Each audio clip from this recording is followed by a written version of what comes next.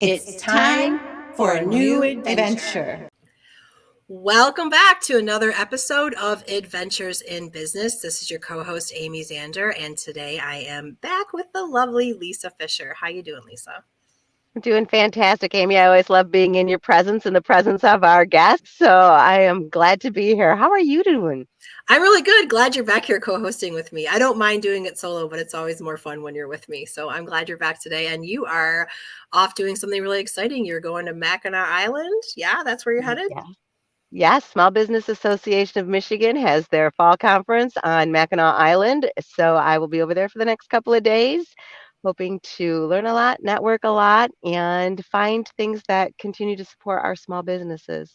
Excellent. And I'm sure you'll probably like eat some fudge and pet some horses and ride a bike, all the fun things to do on Mackinac Island, right? Who goes to Mackinac Island and doesn't eat fudge? I know, right? That's true. That's not true. right. Yeah, absolutely. Well, I started something new last week and I'm going to continue this week. I read a review that we have from one of our listeners, and I've got another one to read today. This review comes from a listener that has a code name. So I'm not sure exactly who it is, but their code name is Zakemi. And they said, super awesome way to stay up to date with local Lansing, what's offered, what's working, and what's needed, which I love that review because that's kind of wraps up the whole goal of our show all in one thing, is that we want to give Lansing area people a shout out and a way to talk about what they're doing and talk about what's working in Lansing. So thanks for that review.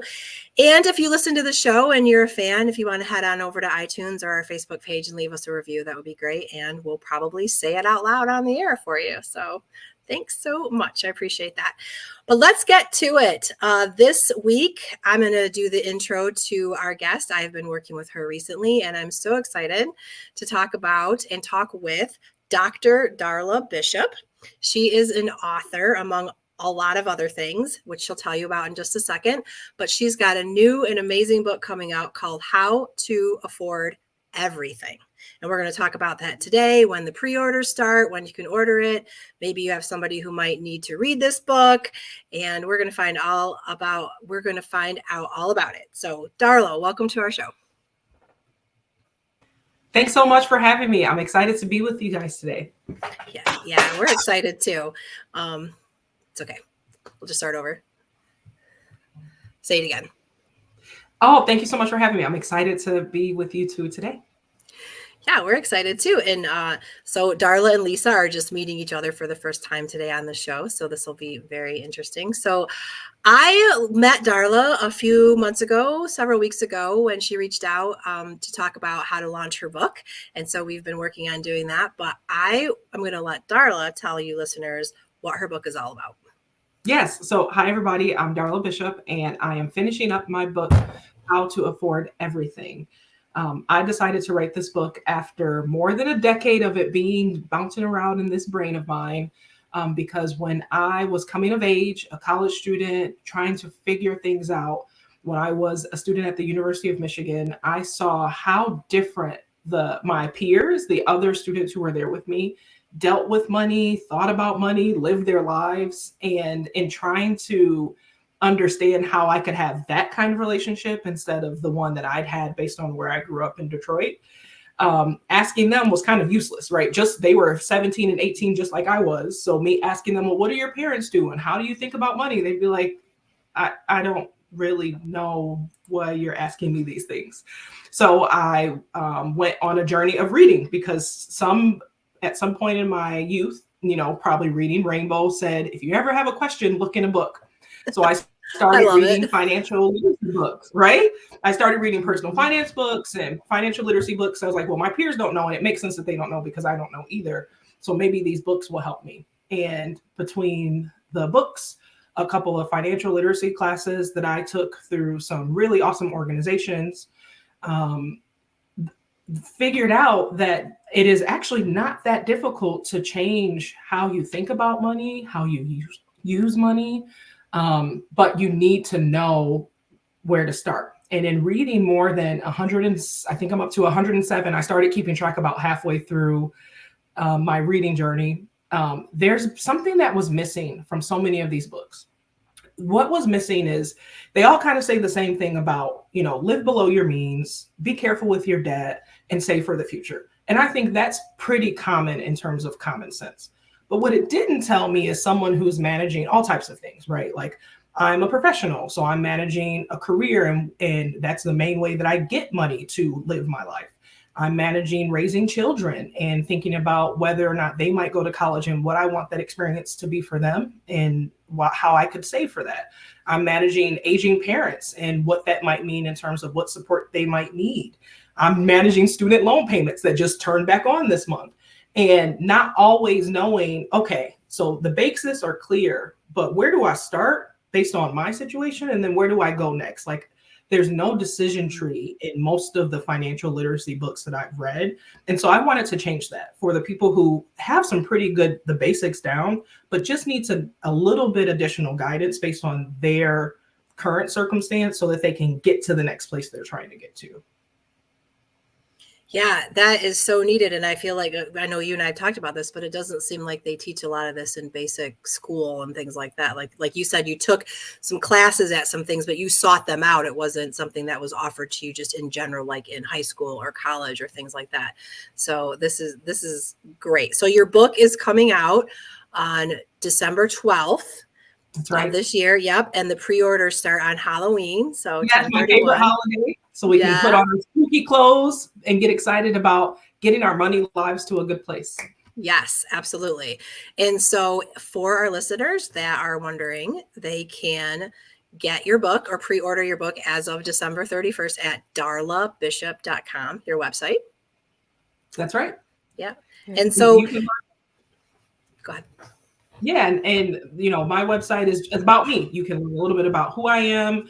There will be some tips and tricks. And this book in particular has a lot of workbooks and a lot of worksheets. I'm actually a little bit nervous about how many worksheets we've included, because someone might buy it and say, well, why did I buy all these empty pages in a book?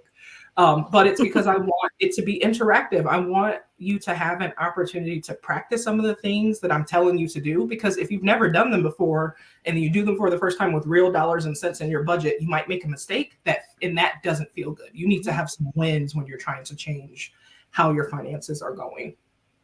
Absolutely. Right. Absolutely. Darla, when you were talking in the very beginning, you talked about relationship with money. What is your relationship with money? Can you expand upon that a little bit more for our listeners? And what does a relationship with money, an example, look like? And how does that impact your finances and your future? So we have friends, and we might be our own friend in this case, who they kind of always say some of these same things. They might say, man, I'm so broke, or I can't do that, I don't have it, or I can't wait until I'm in a different place, right? And the way that we talk about money, the way that we talk about how our life is going, gives us some clues about how we think about and how we relate to something like money. And so if you have grown up around maybe when you were a child and all the adults around you had a really hard time with money, they never had enough of it. The things that you heard as a child or a teen when you asked for something or asked to do something was, no, we can't afford that. No, we can't do that. Who do you think we are? Money doesn't grow on trees, right? That those things become part of you, even if that's not your situation. And so if you are like me, where many of the adults were doing the absolute best they could, and it said things like, well, I got to steal from Peter to pay Paul to make the bills this month.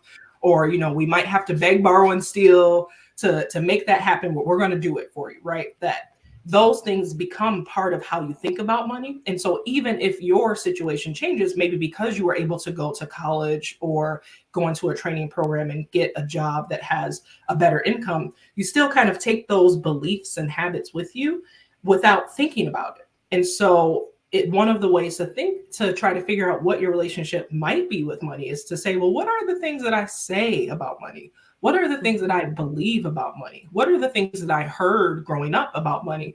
And is that true and relevant for my life now? And if it is true, and if it is relevant, is there something I'd like to change about it?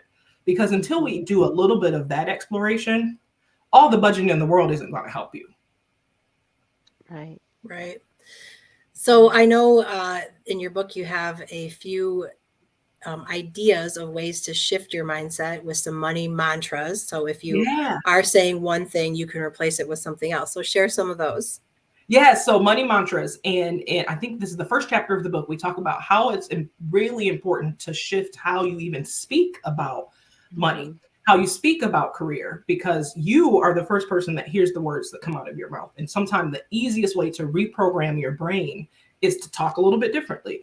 So imagine the power of, instead of saying, I'm broke, I can't afford that, when a friend or a family member invites you to do something that's fun, but you want to do, but you just don't have the money to do so, or it would be an irresponsible choice. We're not going to talk about responsibility and irresponsibility here because that's on a spectrum, and it's right. And so, but imagine the power if instead of you saying, "Well, I'm broke, I can't do that," or I can't afford that, to say, "That's not in my budget. That's not in my budget." Right. Yeah. And something as simple as shifting from saying I'm broke all the time to that's not in my budget signals to the people you're talking to yourself, that you have some plan that you're following, and that your plan is important to you. And that while that fun thing that they invited you to do sounds fun and interesting, it doesn't fit into your plan right now. Right. So it's a way to say no, but having control over no and saying, well, I can't afford that. I'm broke.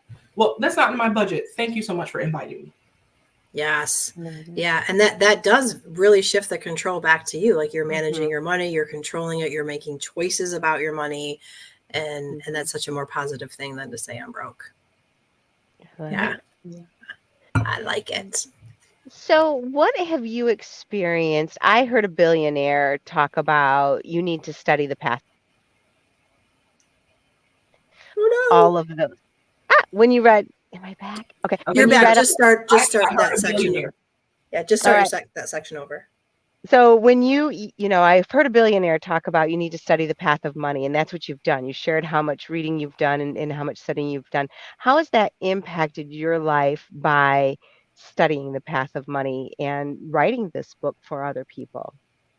It has changed the trajectory of not only my own life, but of multiple generations of my family. When I got into a place where I could tell I won't say which relative, but I could tell my relative who needed some help while I was in college, and which sometimes call and say, oh, could you help me with this? Or could you help me with that? When I got to the point of really understanding my budget, it allowed me to have a conversation with that relative to say, look, relative, it is so important. I love that you feel like you can call me, because I know that I don't always feel like I have someone to call. And I want to continue to help you. And you know that I'm working on my budget. I have a couple of extra jobs. I'm doing side gigs. I'm watching what I spend. I'm using coupons. So I need to help you in a way that also fits with my goals. Can we have a talk about this? And they reluctantly agreed. And I said, I was looking at my bank statements and I noticed it seems like over the last few months, you need about $150, $175 of help about every month. And you're not calling every month. And I don't want to make you feel bad. So please just know that I'm looking at the pattern. And they said, yeah, I guess that sounds about right. I said, so could we do it this way? Do you have a bill that is maybe $175 or $200 that comes that I could take over for you? So that way you get the wiggle room in your budget. But this way, I now know I have to figure out a way to pay this $200 bill. You get the help, I get the stability. And under one condition, you're not allowed to call and ask me for more money outside of this bill that I cover, because this hopefully will give you the room you need. And it totally worked, right? This person got a little bit of room in their budget. They would sometimes mention, I've got a little money in my savings account now, because I have that wiggle room. When a small inconvenience would come up or something unexpected, they had a little bit of cash they could put their hand on to either solve the problem or buy themselves more time towards coming up with a solution. And I was still able to help, which was really important to me, but in a way that fit in my plan, right? I knew, okay, now my bills are $200 more a month, which means maybe I pick up an extra shift at the restaurant, or maybe I change how I grocery shop to make the room for that extra bill. And I think I covered that person's bill for about 10 years. And they are in a very different space economically now. And it was my pleasure to do it that way because it fit in my plan. And my children, because I talk about money all the time, I have a 5-year-old and she's so sweet and she has a best friend. She says, can I marry my best friend? And I jokingly say, of course, sweetie, but you can't get married until you're 18 and you've checked their credit first. Check their credit. I love it. That is Nice. so perfect. Yeah. Awesome. As you're looking and learning and doing these things yourselves, and I love the fact that you're practicing what you're living, what you're writing about. You're not just talking about it and coming as a subject matter expert, you're doing it. Was there any advice, any reading, any literature that really resonated with you strongly? You said there were a lot of similarities, but was there anything that really stood out to you? I think the thing that stood out was something that was missing. And what was missing is that you can't out budget a shortfall. Like if you don't have enough money, if you just don't have enough money for whatever reason, you don't have enough money. Maybe your family is too big. Maybe you're helping other family members. Maybe you're working a job that just doesn't pay you enough to really live stably. You can't out budget that. So how do we tackle just not having enough money? And so in the book, I talk a little bit about the different programs and services that people can look and take advantage of so that they can have a little bit more wiggle room in their budget or in their overall lifestyle. I talk about the importance of knowing how much it truly costs you to live, not how much you think it costs you to live, how much you want it to cost you to live, but really what you're spending over the course of any given month. And if you're noticing there's a difference, knowing exactly what that gap is, because if you have $1 attached to that, it's much easier to tackle it. Okay, I've got to come up with $150 to close this gap. I've got to come up with $300 to be able to close the gap and actually put some money in my savings account. And then you can figure out how to bring that income in, because there's no way to out budget not having enough money. Right. And it's interesting too. You talk about doing an exercise in your book where you watch for 90 days how you're spending your money. You don't say, don't spend any money for 90 days or spend less money. You just say, let's track for 90 days exactly where all your money is going in all of your accounts, whether it's your checking, debit, Venmo feed, cash, whatever. And then after you do that for 90 days, then you get a very accurate view of where your money's actually going. That's right. Yeah.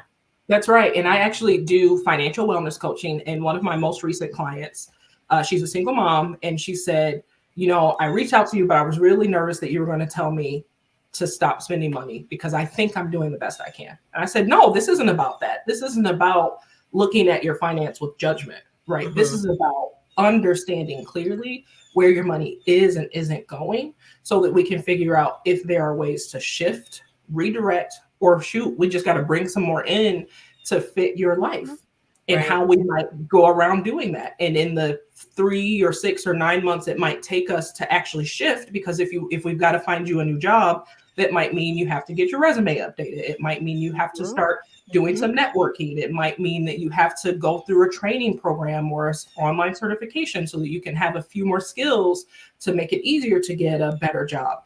But so we have to do a little bit of both, right? Where we figure out how much it costs you to live today and whether and where you have a gap, and then make a plan for closing the gap. And then if it's going to take us some time to close the gap, what you might do in that in between time to make it still feel smoother, easier, more peaceful while you're working on bringing the income in. Right. Yeah. One of the things that really resonated with me, you have a whole chapter on your job, minding the business that pays you is the name of it, which is awesome. And also talking about figuring out what you like about your job, what you don't like about your job, your favorite kind of job, all that career stuff. But one of the things that resonated with me is that you said, if you're going back out on the job hunt, or you figure you need a different job, you want to make more money, or for whatever reason, what's the first thing you need?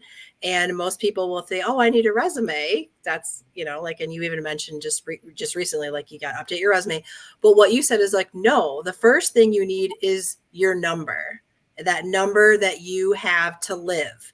And if you don't know what your number is or the income that you need, you can leave money on the table, like when negotiating a new job or something like that. And I'm like, wow, that is something that isn't talked a lot about in job search coaching and things like that. Nope. Right. Because if you don't even know how much it really costs you to live the life that is easy, right? And I'm not saying luxurious, whatever that might mean for you, but that you have a little bit of ease, that maybe you want a cleaning person to come to your house once a quarter or once a month. Maybe you want to be able to call a babysitter so that you can go on a girls' night or a date night. Maybe you want to be able to just order out and not feel guilty or nervous about it because you had a really crappy day at your job that you normally love, and you just don't have energy to cook a good meal for the folks in your family who usually depend on you to cook that good meal, right? And so to figure out what those numbers are so that when you're out on the job search, you know, I can't go and look for jobs at this level because it won't help me live my life. Because if you're stressed about money, you can't perform as well on your job. If you're stressed about money, you might have to pick up extra work, whether it's a side gig, a second gig, or freelance work, which takes more of your time. If you are stressed about money, when there are new opportunities that come along, whether it's in your current job to volunteer or to take on a special project, you might say, no, I don't have the time or energy for that because I've got to do my second job, or I can't go spend the extra gas twice a week to volunteer with this really cool cause because my budget's so tight. And so not having a budget is actually pretty bad for your career.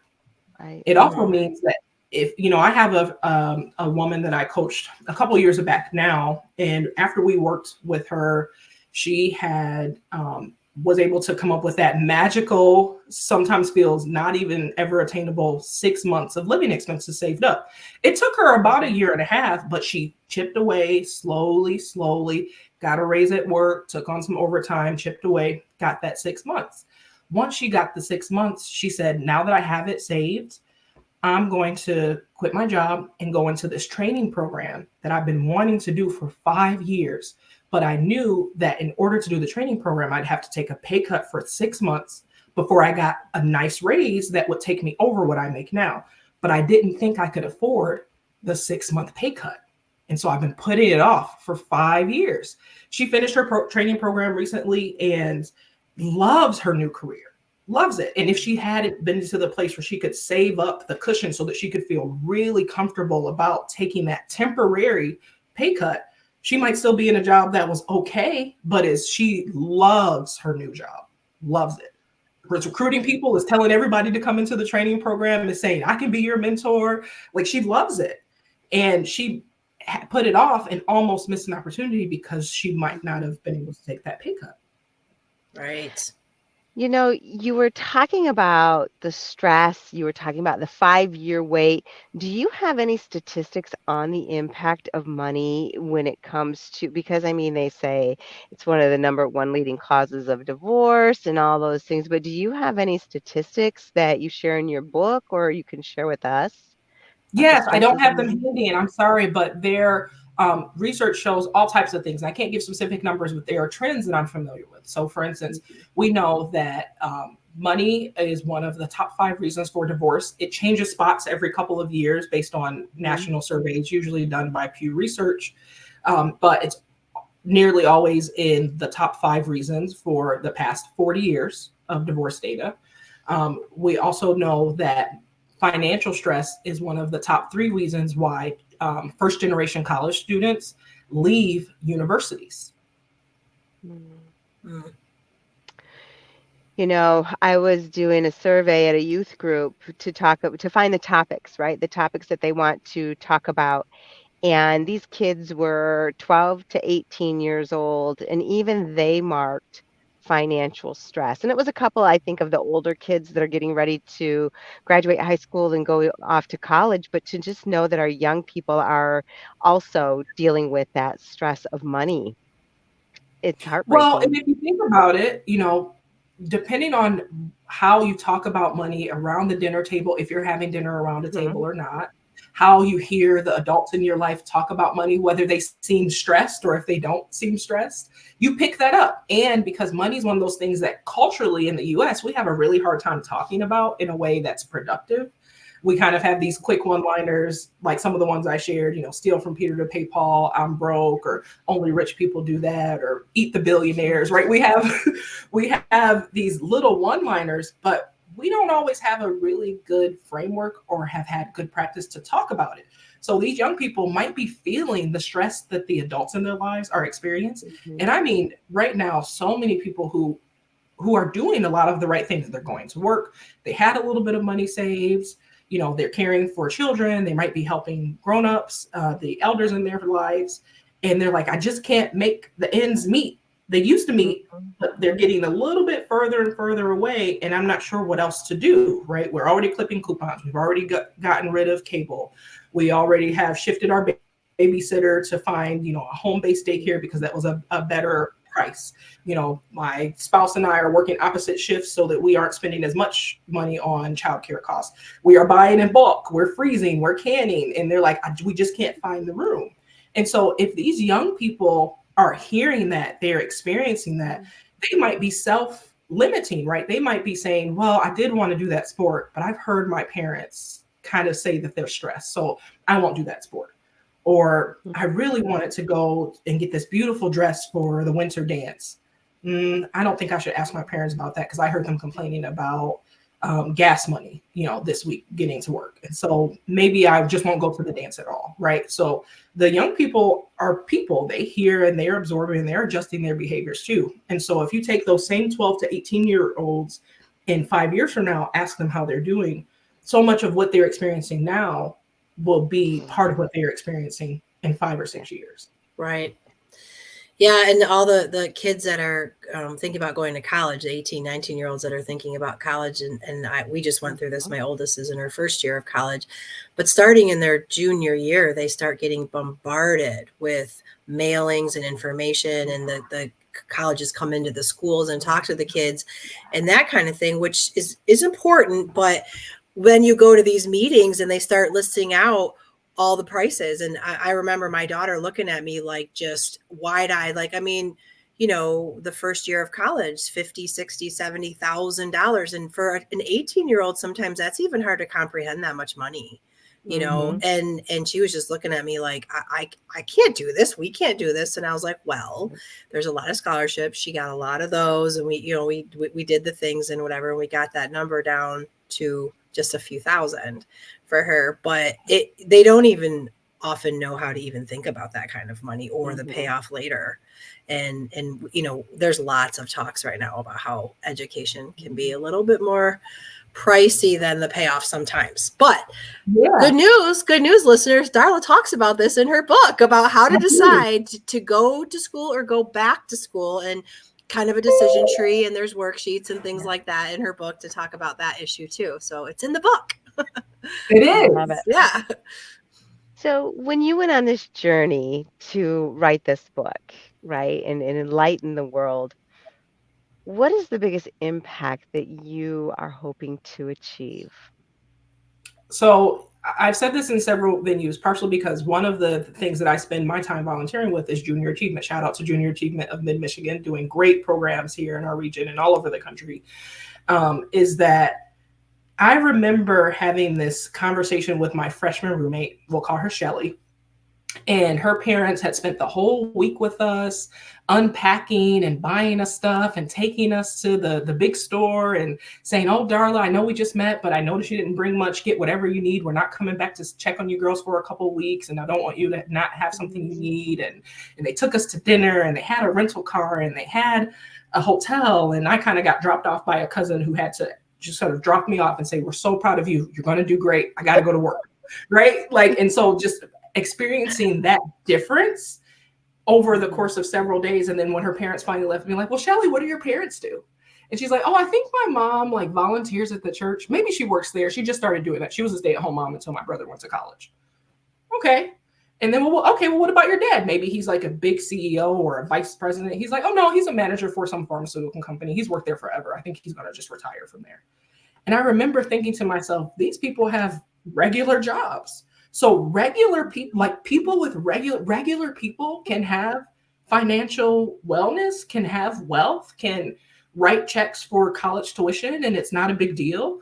Regular people can do this. I don't have to be an athlete. I don't have to be a doctor. I don't have to be a lawyer. Regular people can do this. Okay, I need other people to know that regular people can do this. Regular people. Right.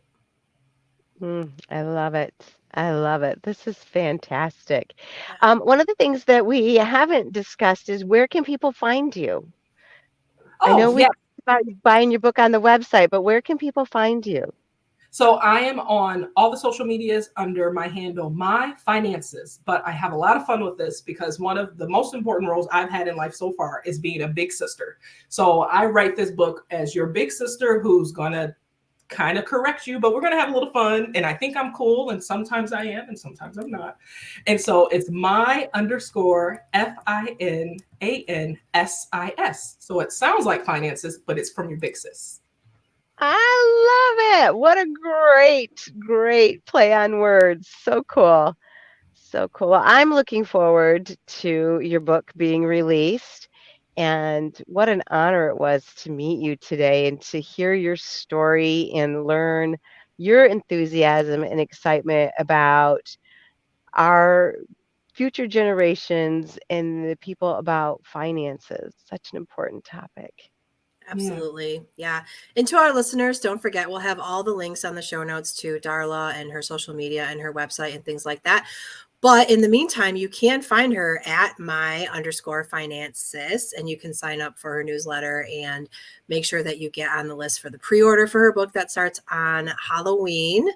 And you can use the discount code Halloween when you sign up for a nice little discount for a little while. And the book comes out on December 12th, just in time for Christmas, to give it to yourself or somebody else who might need the gift of financial freedom. Yeah. You So could even give it to someone who owes you money. Maybe it'll be a help. I yes, love it. that's a great idea. Absolutely. Darla, thank Fantastic. you. Yeah. Darla, thank you so much for being on the show. And we are very much looking forward to your upcoming book. Thank you for having me. I'll talk to you all soon. Yep, sounds good. Fabulous. So nice to meet you. I can't wait to meet you in person sometime. Yes, I'll come up to Mackinac and we'll have a fun There weekend. you go. There you go. There you go. Thank you to all our listeners for joining us again on Adventures of Business. We appreciate you. We release new episodes every Wednesday. You can find us at zediamedia.com, the Adventures in Business podcast, or wherever you listen to your podcast. Thanks so much. Have a great day. And as always, go out and make it an adventure.